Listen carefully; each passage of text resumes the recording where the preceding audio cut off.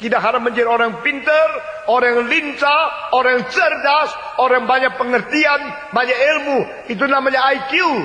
Dan lebih buktinya di dalam perdagangan, di dalam hidup, di dalam masyarakat, di dalam dunia ini. Banyak orang IQ tinggi akhirnya gagal. Karena apa? Keker dan habis-habis sama orang lain. Taunya berkelahi, taunya berselisih, taunya kritik. Jadi tidak pernah mengetahui bagaimana bikin jembatan untuk memperbaiki hubungan dengan orang lain. Taunya merusak. Ini kritik, itu marah, itu bikin habis. Itu EQ yang merusak meskipun IQ-nya tinggi. Maka barulah bertobat orang barat. Sejak 10 tahun yang lalu buku EQ keluar. Berarti mereka baru sadar hanya IQ tidak cukup. Dan saudara-saudara, jangan percaya seluruh barat. Karena apa yang menjadi IQ test itu cocok untuk orang yang pendidikannya barat. Banyak IQ test yang keluar daripada pertanyaan-pertanyaan orang barat tidak terlalu cocok untuk Asia. Orang Asia punya IQ yang lain sedikit. Pendam sedikit. Dan suka nonjol sedikit. Sehingga engkau lihat itu cerita silat. Banyak orang bodoh-bodoh saat tertentu jadi pintar luar biasa. Karena tidak mau terlalu nonjol diri. Nah, saudara-saudara, IQ-nya lain, kelihatan goblok-goblok pinter. Ada yang kelihatan pinter-pinter goblok. Saudara-saudara, sudah IQ, EQ. Sudah EQ, selesai. EQ itu penting sekali. Kemarin dulu kita makan sama-sama. Sama keluarga Benny, Evi, sama kedua anaknya. Karena kita terus kerja. Mendesain detailnya dari pagi sampai malam di kantor. Dan anaknya 2 perempuan sangat-sangat baik. Cantik, sopan, anak kecil. Lalu kita bilang, oke, sama-sama pergi makanlah. Sama keluarga kami, sama Awi. Sama-sama pergi makan. Sudah makan selesai. Kedua anak itu, terima kasih Patong. Terima kasih Patong. Seolah-olah seperti 2 tahun tidak makan aja. Tapi saya sangat tergerak. Itu anak dididik. Mengetahui sopan. Mengetahui menghormati orang tua. Itu EQ. Kalau menjadi pendeta, orang kasih uang, tidak kasih telepon terima kasih. Nah, itu IQ-nya masih terlalu rendah. Kalau engkau sudah menjadi orang dewasa, sopan santun tidak ngerti. Kehormatan tidak tahu. Itu IQ terlalu rendah. Ada IQ cukup, tidak cukup. Perlu lagi satu apa? WQ. Will quotient. Saudara-saudara, orang Tionghoa 2000 tahun yang lalu sudah tahu pentingnya WQ. Maka satu pepatah, 有志者事竟成. Ikut.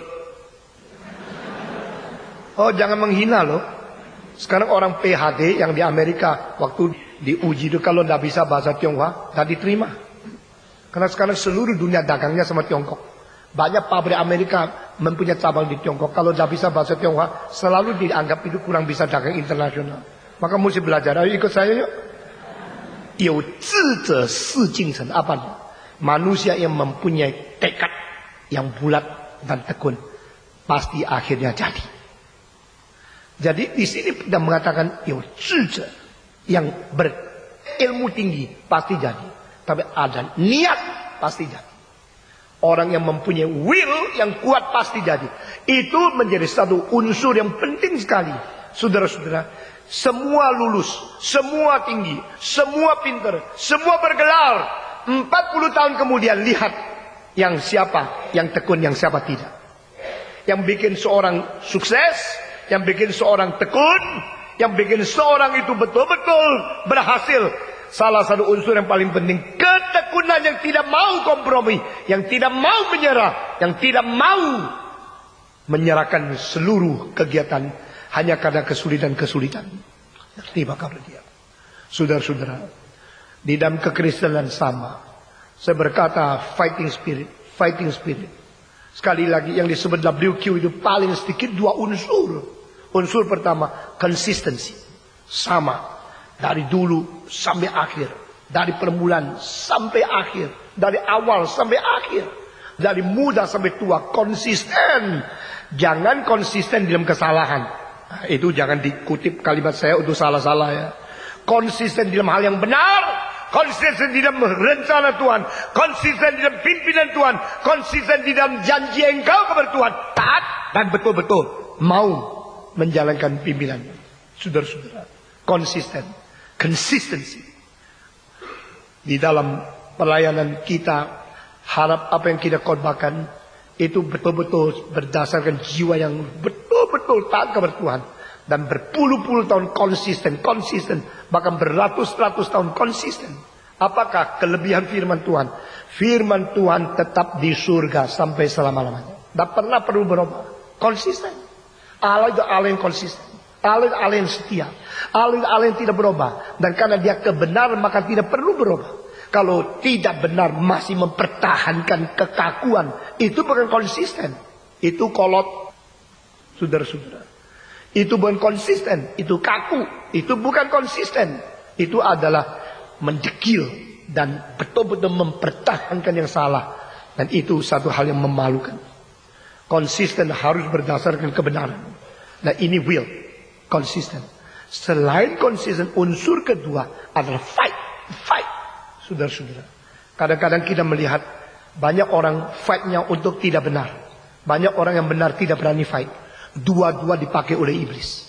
Sekali lagi, orang yang mempunyai kebenaran tidak berani fight, itu dipakai iblis. Orang yang fight tidak pakai kebenaran juga dipakai oleh iblis. Orang yang konsisten dalam kebenaran dan orang yang betul fight untuk kebenaran, itulah orang mempunyai WQ. Nah ini tiga-tiga perlu IQ, EQ, WQ semua. IQ, EQ, WQ. Dan itu konsisten sama sesuatu ketekunan yang tidak habis-habis. Fighting spirit. Ini dikatakan di sini. Karena mengetahui iman melalui ujian menjadi tekun. Nah saudara-saudara, ini dia gerakan reform disebut perseverance of the saints. Ketekunan orang suci. Ketekunan orang suci berarti orang suci itu terus bertahan, imannya bertahan terus sampai akhirnya ketemu sama Tuhan. Dia tetap setia. Nah saudara-saudara, orang komunisme adalah orang yang berani memakai paksaan apapun untuk menganiaya orang yang lawan sama dia. Jadi di dalam abad ke-20, kekerasan, kekuatan politik yang paling keras dan paling ganas itu ada komunisme. Lebih daripada orang-orang seperti Nazi. Nazi sudah kejam sekali. Orang komunisme mempunyai kekuatan luar biasa. Berani melawan. Berani menganiaya orang yang tidak setuju mereka. Tapi satu hal yang mereka akhirnya tidak bisa tahan. Ketekunan orang Kristen. Nah saudara-saudara, ketekunan orang Kristen menjadikan orang komunis tidak bisa apa-apa. Karena apa? Dipukul sama. Tetap mengaku Yesus? Ya.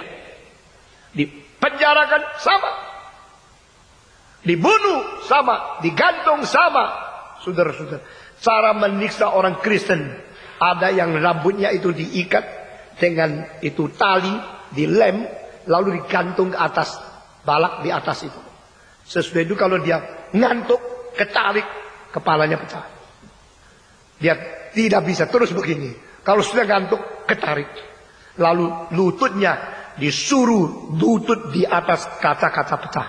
Sampai berdarah terus. Dia tidak bisa pergi. Terus di situ. Gini salah.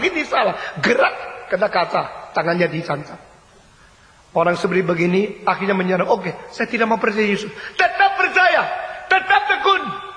Orang semacam ini yang membuat sejarah gereja.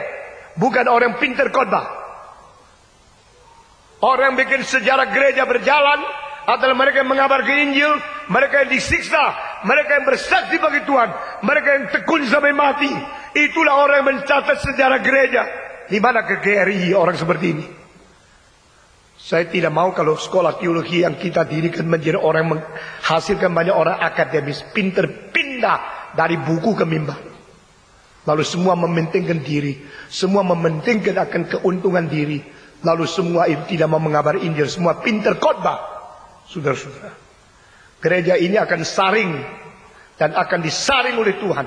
Bukan orang-orang pintar khotbah akan terus diam gerakan ini. Bukan orang yang betul-betul merasa diri hebat itu akan terus diam gerakan ini. Ini ada saringan yang dari Tuhan sendiri. Saudara-saudara, siapa mencatat sejarah gereja? Siapa yang melestarikan kekristenan? Adalah mereka yang mengabar Injil. Mereka yang berat bertekun kepada firman Tuhan. Mereka yang setia. Mereka tidak kompromi. Mereka yang sampai mati tetap mentaati firman Tuhan. Mereka yang tidak egois.